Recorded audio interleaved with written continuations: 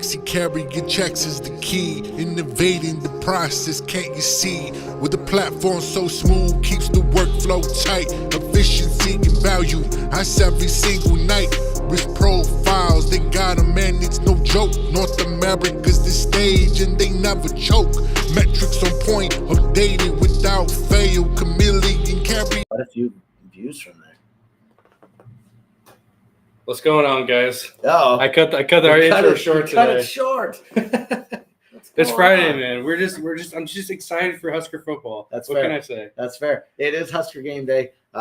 We play Illinois. I'm super jacked about that. Me too. I'm actually really more so excited about that I have a whole weekend to actually do stuff outside of just prepare for the Husker game. That's fair. That's fair. You I got feel like I have an empty weekend. Really? Usually, yeah. You're like on the go. Whether it's obviously you carry check, but then you got your family. They're doing football, soccer, stuff like that on the weekends. So. Oh yeah. I mean, we're still on the go. Don't get me wrong. Yeah. Good I morning. just got good morning. Cheers. What's going on? How are you? I'm glad you're here. Today we're talking about driver appreciation week. Yeah. Not talked about enough. It's not talked about enough. And you know who I was thinking about this morning. I got to tell you how. Good morning. How's it going? I got to tell you, like, if you are, your owner operator, you're a small fleet or something, who's celebrating with you? When we worked at the LTL company, when I worked at Nebraska Transport Company, it was wild, man. Driver Appreciation Week was insane. All the managers went out to all the terminals, and either we were doing breakfast. I flipped pancakes on a friggin'. You just had your apron on. And... I'm just aproning up, and we're just cooking breakfast before these cats are heading out for deliveries that morning. I remember cooking pancakes out on the dock, and it's like 5 a.m, and I'm just cooking pancakes, just flipping, just going hard, right? And and we pass out mugs and cups and just swag for days, right? That's fun. But I gotta wonder, when you're out on the road on your own, I mean, who's celebrating with you? I've seen some people that are at truck stops, buying hot dogs or coffee and stuff like that. That's kind of fun. You know what I mean? Yeah, that's a good question. Honestly, like, for my opinion, I think carriers have the toughest job, mentally, physically. Oh my gosh. I mean, I'm not saying that brokering's easy, but like, imagine being on the road, whether it's for fun or whether it's just to survive, right? Feed your family. Yeah. It's tough, man. Like, these guys are on the road for weeks and months at a time. It's like some people just, that's their home as it is, right? So yeah, I know that's tough, man, but I do appreciate, all the carriers that we've gotten to talk to and the ones we haven't talked to yet. But yeah. Shout out to the carriers watching today. Cheap Freight Hauler, I would be curious. He always likes to help us out here. What did you do for Driver Appreciation Week? Did anyone show you appreciation? We appreciate you. Yeah. But the guy that goes home to an empty house, nobody to celebrate his birthday, and he goes and buys himself a birthday gift. Is that what it's like to be an owner operator out on the road? Good question. You know what I mean? Yeah. Did anyone buy these cats anything? I don't know. Yeah. You know what I mean? Like, it's like, hey, man, we appreciate you. Yeah. It's a different level. You got to think. I mean, it doesn't matter what it is in this world. But when it gets real is like when we have like natural disasters. Yeah. You know what I mean? These cats are loading up trucks and heading into friggin' nearly a war zone. Right. And, of course, nobody answers their damn phone. Nobody answers their emails. You never know what kind of information you're getting from the guy that's hiring you. Right. Trucking may be tough, but so are they. The ones who keep the country moving. That's something to be proud of. Thanks. Yeah, for sure. Yeah, absolutely. Absolutely. Excited about Driver Appreciation Week. So comment if somebody celebrated it with you. I'd hate for you to be the guy. If you aren't, let me know. I'm going to buy you coffee somewhere. Oh, yeah. I don't even care where it's at. We're buying you coffee. Yeah. When you were brokering, I'm only asking because I know you like to give. You're a big giver. You like to be very helpful. When you broker, what did you do for some of your carriers? You said you bought coffee. Yeah, we did a couple things actually. If we could afford to give them extra cash, we did. Right. Hey, here's $25 extra on this load. or 50 if we could. Some loads are so marginal that you can't. But and these are like the carriers you like. These hey, are you're regulars. texting these guys. Yeah. These are regular cats, right? Right. And shout out to those carriers. There's a couple of them. I don't even know if they watch the show, but shout out to JRT. Shout out to these people that helped, establish and give us the level of service that it was unbelievable. Right. But one of the things I think just people just wanted to be thanked. Mm-hmm. You know what I mean? They just wanted to say, hey, thank you. I appreciate it. Right. So we would recognize them on there.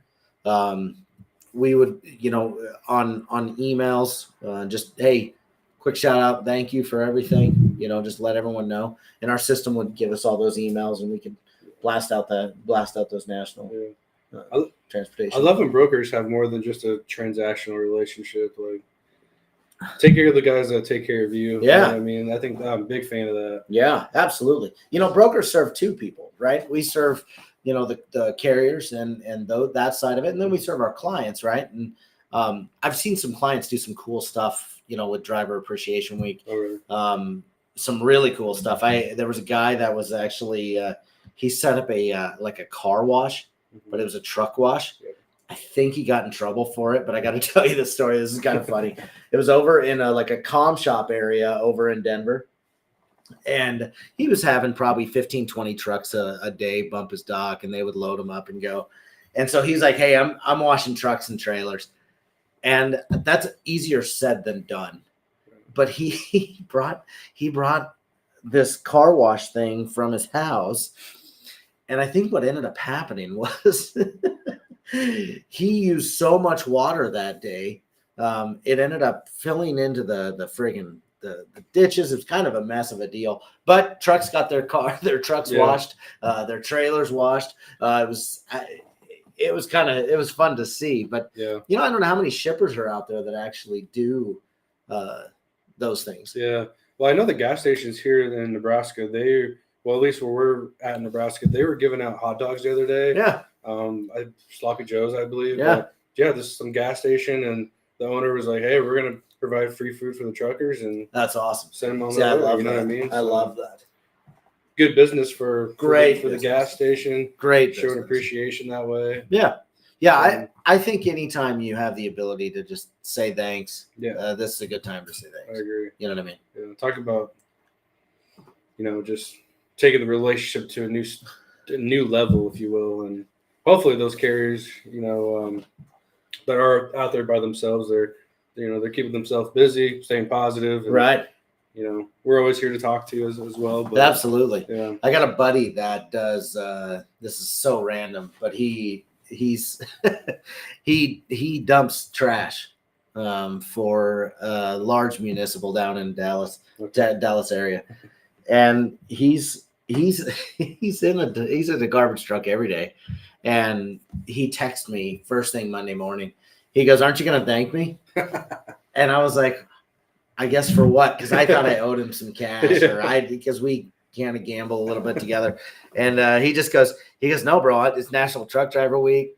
I'm loud and proud." He literally has to get out of his garbage truck, load up the trash cans because of the neighborhoods that he services, and then goes up. It's kind of a weird, the guys that are riding on the back of a garbage truck. Yeah, he's kind of like that, but a one truck kind of guy. Gotcha.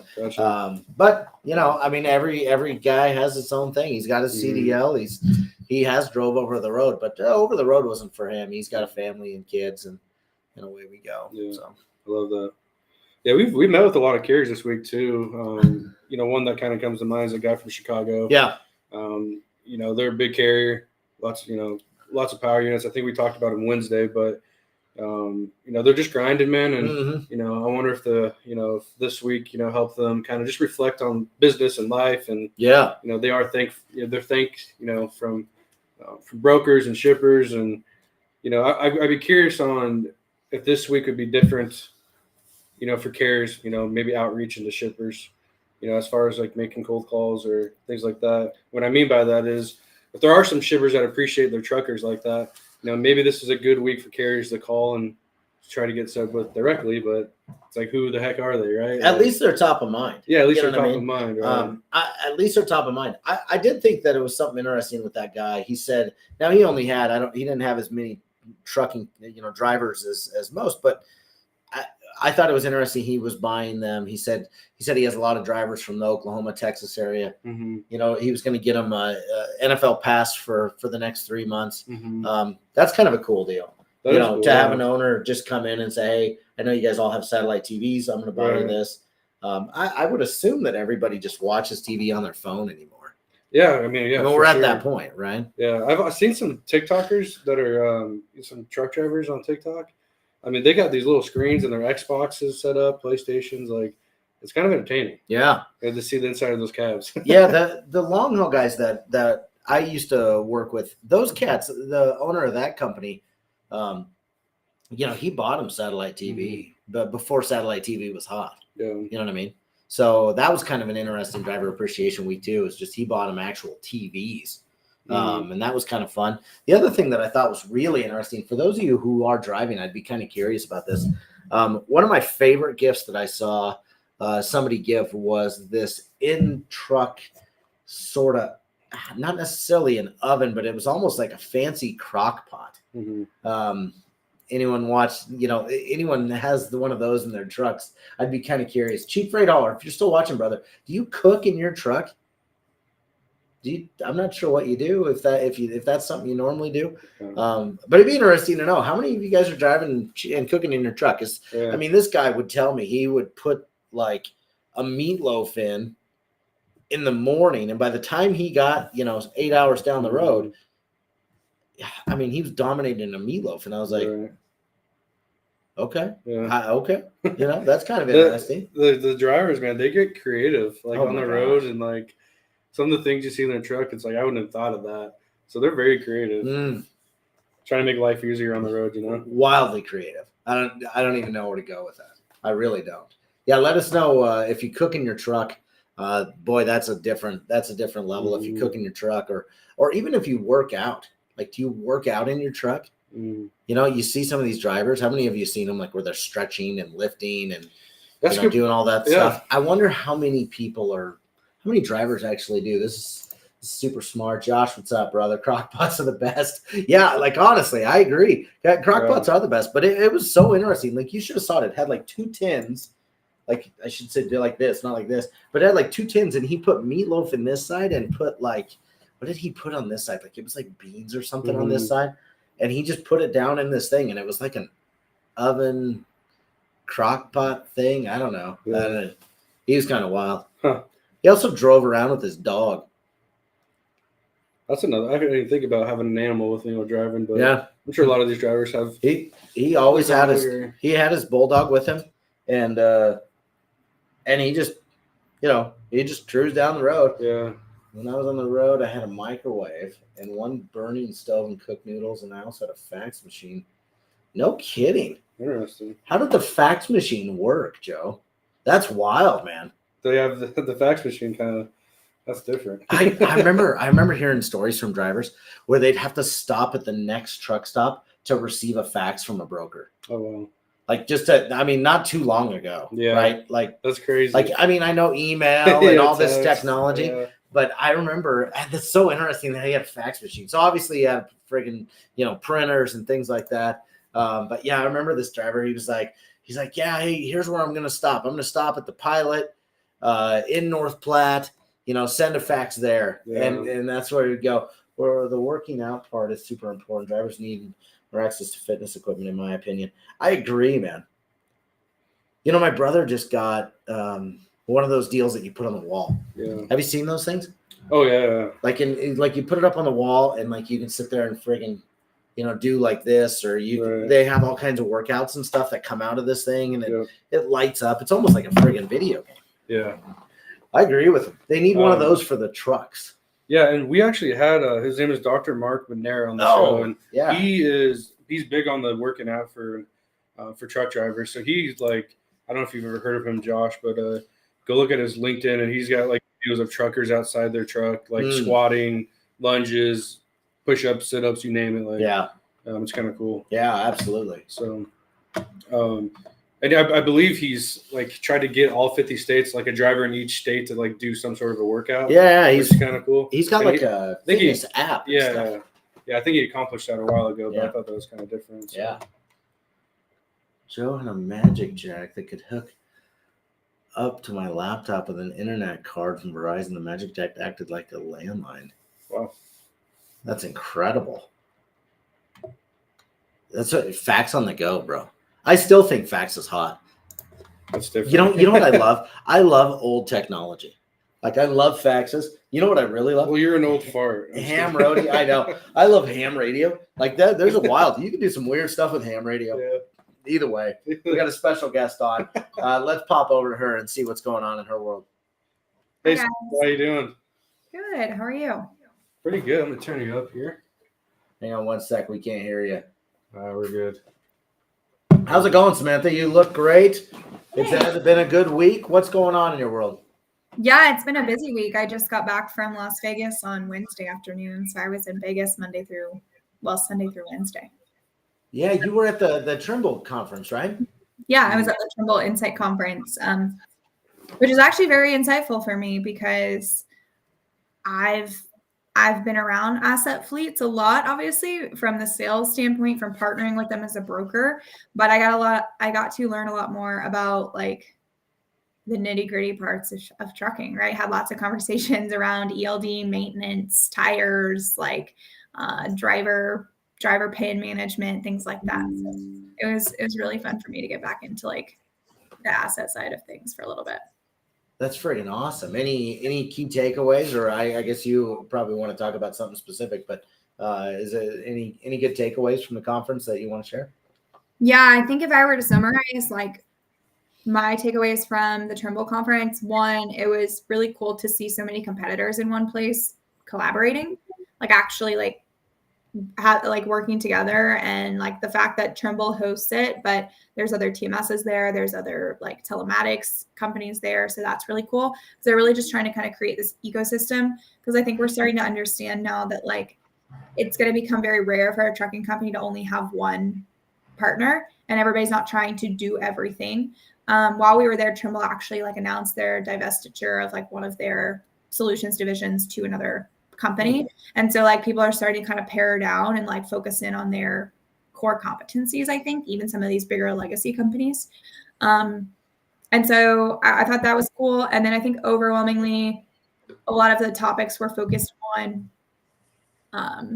driving efficiencies within fleets from like a cost optimization standpoint. So like I talked to one person who said like they were able to cut down they're a large fleet, granted, but they were able to figure out how to reduce the cost of each tire by $17. And when you spend millions of dollars a year on tires, that was like $350,000 of savings a year, like because they took the time to figure out how to better optimize their tire use and pricing and things like that. So good for them. That's awesome. That's incredible. Yeah, I mean, it is cool. And like we're talking about like fuel, like how you can, get better fuel efficiency, fuel programs, and then maintenance programs that are helping you. Like somebody was talking about, actually using data to drive maintenance decisions instead of just how's the driver feel, how does the shop guy feel that day, how experienced is the shop guy you get that day, like actually trying to, make better insights on that.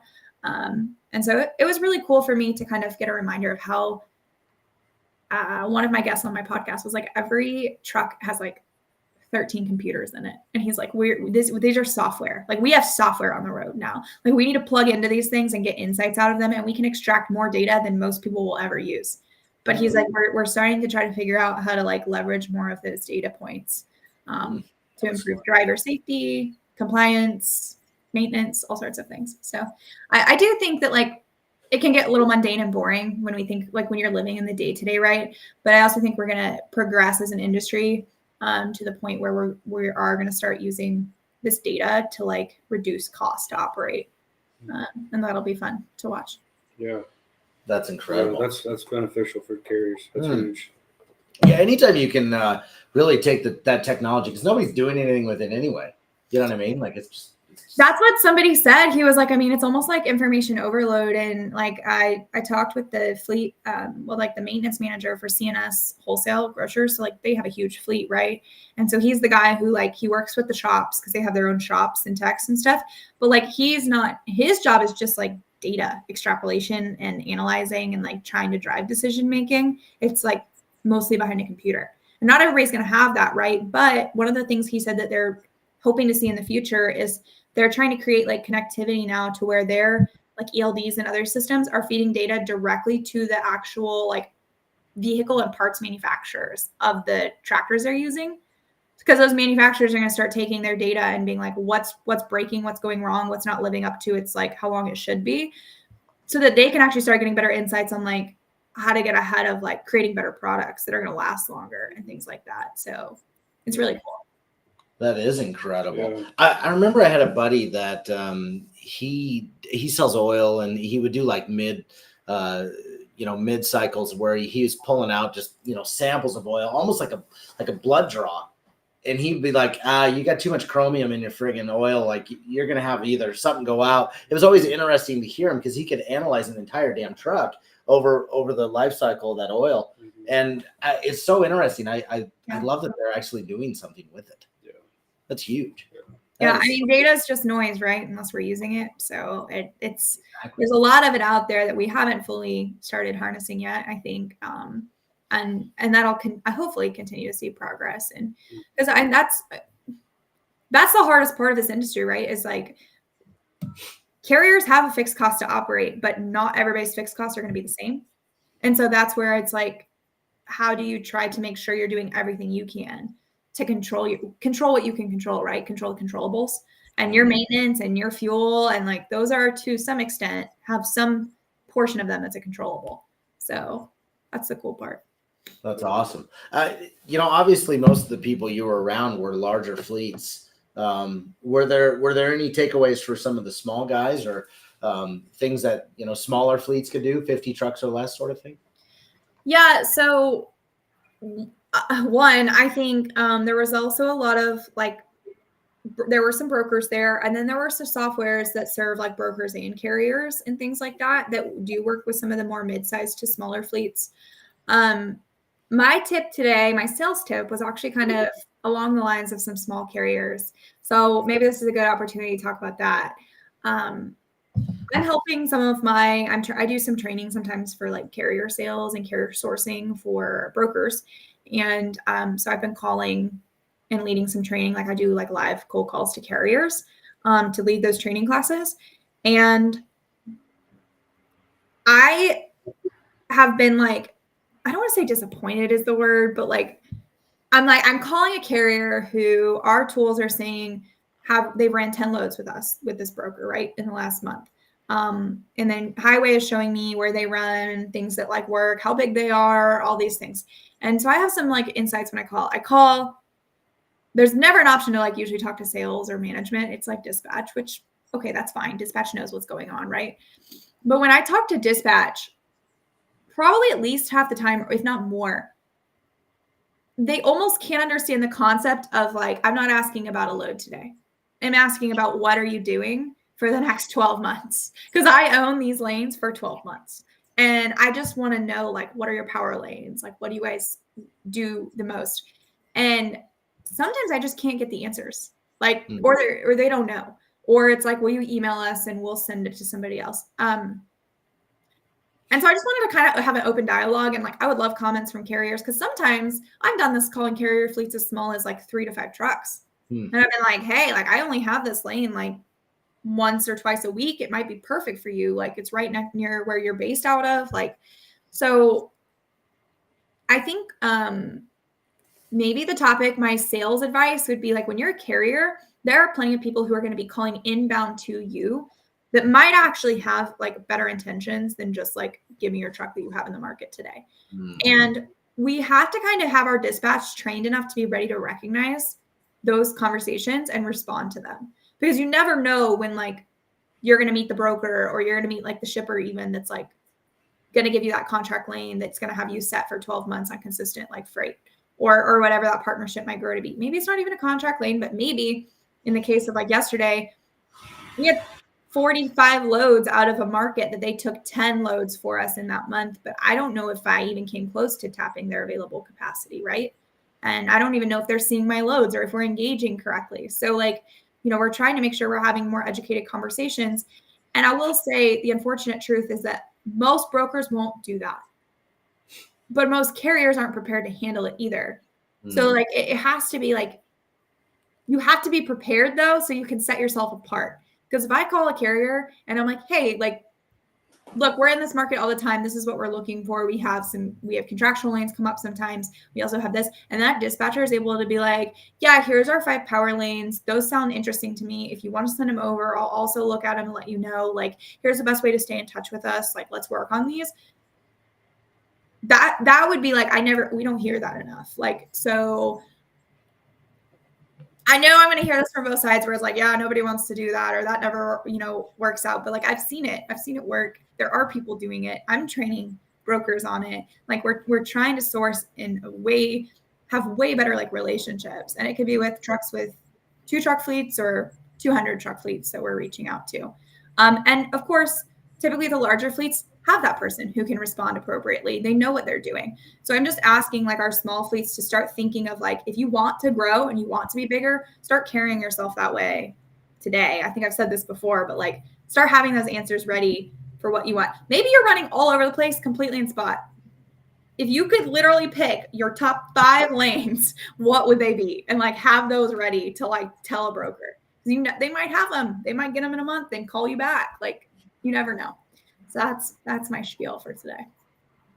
I friggin' love it. A couple things. I mean, you skipped over a little bit, like in this little nonsense, but God, you hit it on the head. If an owner will take 20 minutes a day to educate his dispatcher, I mean, it would change their company. And that's no different than a owner of a company that just got a secretary that is sitting out front and controlling the flow of the day. You don't know what's walking in. Don't just be crazy and just kind of put things off. I really love this because I think owners need to take the time to think long-term, right? Mm-hmm. But also B, they need to educate those people. You know what I mean? And think about it. God, if you just educate those dispatchers, like you said, I mean, a lot of them are misrepresenting the situation.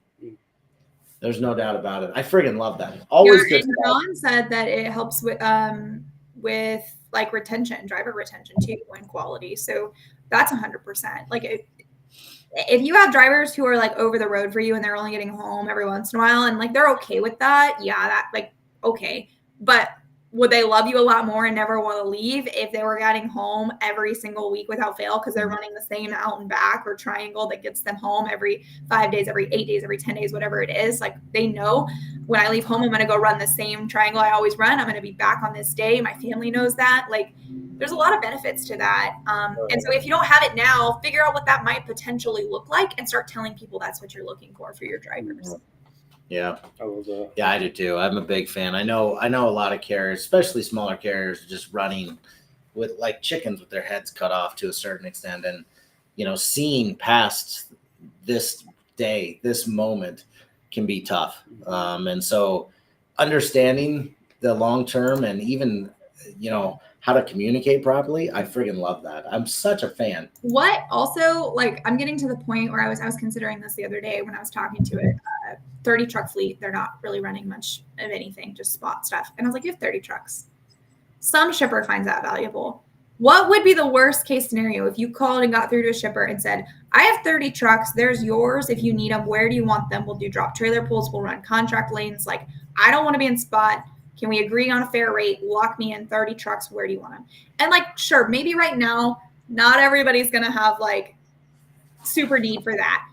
Maybe give 6 months and that'll be a strategy. But also like people don't do that because they're like so short-sighted in that, well, if I do that, then I missed out on that. I actually like bailed somebody out for $3 a mile the other day and I would lock that in for $2.10. And it's like, well, yeah, you also ran some crap out of that other region for $1.60 a mile the other day. So how's that $3.10 balancing that? You know what I mean? So it's like, wouldn't it make sense for you from like a driver home time, like rate per mile, not even just rate per mile. Like I'm really more interested in your revenue per week. Like what do you need to operate that truck each week? Right. Make sure we're nailing that. If you can figure that out, like what do you have to lose? And like, if you're the owner of a company and calling up a shipper that you think would work for you and being like, what do you got? Like, what do you need? And if they want drop trailers, have them all, go lease a couple, build your costs in, like figure out what you need to do. But that's something I'm about at that point where I would be considering if I was a fleet still operating in spot, getting on, just like offering my trucks up as capacity to a shipper that you think might use them. Look for who's running drop yards around you, like, figure that out, because people who like drop trailers more than live loads tend to have a use for assets somewhere at almost any given point. Yeah, I would agree.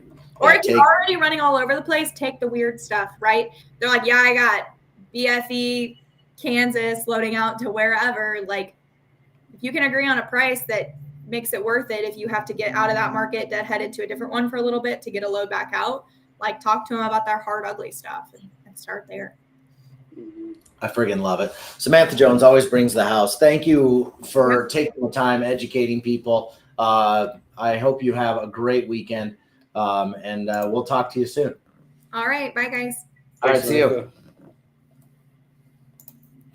I love that. One thing she mentioned too that stuck with me is like, I think as carriers, at least, it's not easy to make calls, right? They're on the road. They got stuff to do. Yeah. I get that. Yeah. But at least, try to have people that are local know about you. I think that's huge. They may not need you now, but if 6 months from now they have some contract rate for you, like, at least they know about you. At least they know about you. Because it's hard to be, she said something that I wonder how many trucks actually are getting calls. Mm-hmm. She said, well, you're getting calls all the time. And I'm like, well, I wonder how many trucks aren't, though. Yeah. How many carriers aren't getting calls? Would you, you know what I mean? So, Tire Killer says the Triangle is a unicorn for one truck carrier. Yeah. It's tough. I mean, it's totally tough. You got to kind of look at your triangle and, be willing to kind of move in kind of those verticals. And, maybe sometimes Denver looks better in Colorado Springs versus, going to pick up, you see where I'm going with that. Or even Pueblo, right? So sometimes your triangle moves a little bit. So I agree. I see Charles Mundy on. What's up, brother? What's up, How are Charles? you, man? He's talking about the port's potential strike coming up. It'll be interesting to see. We should have Charles Mundy back on. We haven't had him on for a while. God, that guy just I'll reach out educates to him, people. Godface Blue smiling and hey, would you take two if the customer ran all your trucks on round trip loads? Man, I don't know. You know what I mean?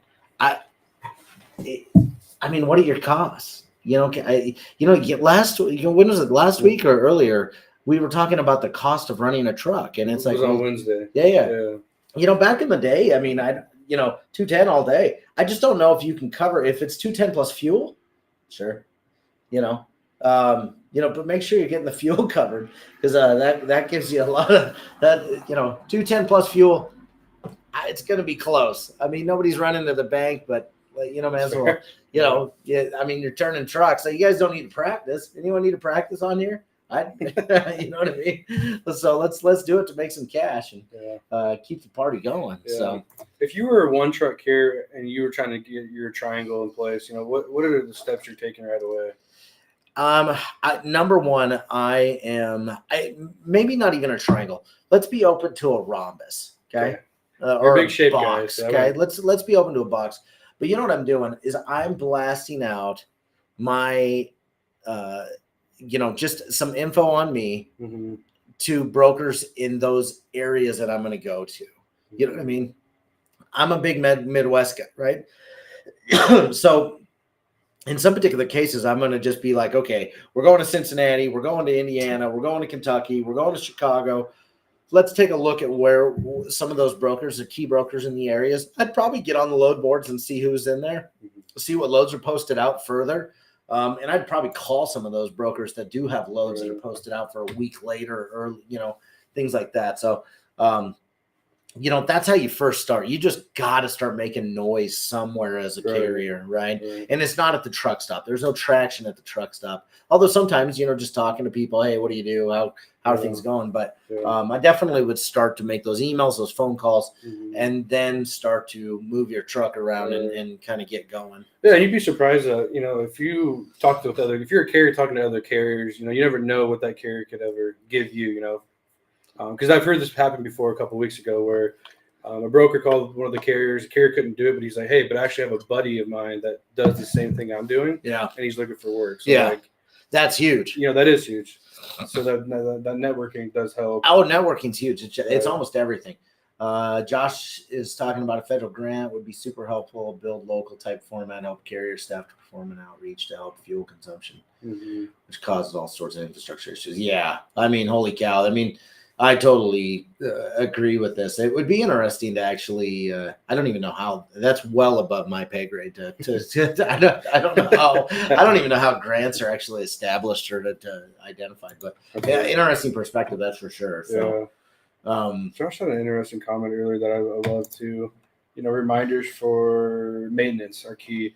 I get emails on my car all the time about, hey, maintenance is due this month. Like, I love getting those emails because I mean, there's so much that we go through on as a human throughout the day. Like, easy to forget that stuff. Yeah. And if you don't take care of it, at the end of the day, it's just going to be more of a bill. It'll catch up with you. It'll catch up with you. Those reminders on maintenance are.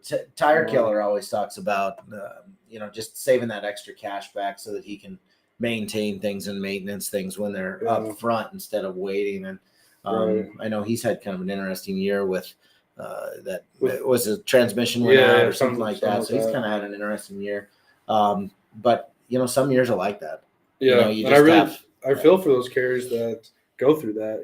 This morning I heard a call where the company's 2 trucks went down. The driver's out of town or sick. I heard that. I was like, oh my gosh, this is a mess. On a Friday, like we're here on a Friday trying to enjoy, trying to get to the weekend, and you got 2 trucks down. Like, you're stressing. Yeah. What am I going to do, right? So control the controllables. Keep blocking and tackling. Nate, I've loved today. Samantha had some great. If you're a small fleet guy and you've got a dispatcher, make sure you're educating because a lot of sales start right there, and they need to know how to pivot those conversations. So that's a great tip. I loved that. And just good conversation today. I hope everyone has a wonderful weekend. Thank you for being on. We'll see you next week.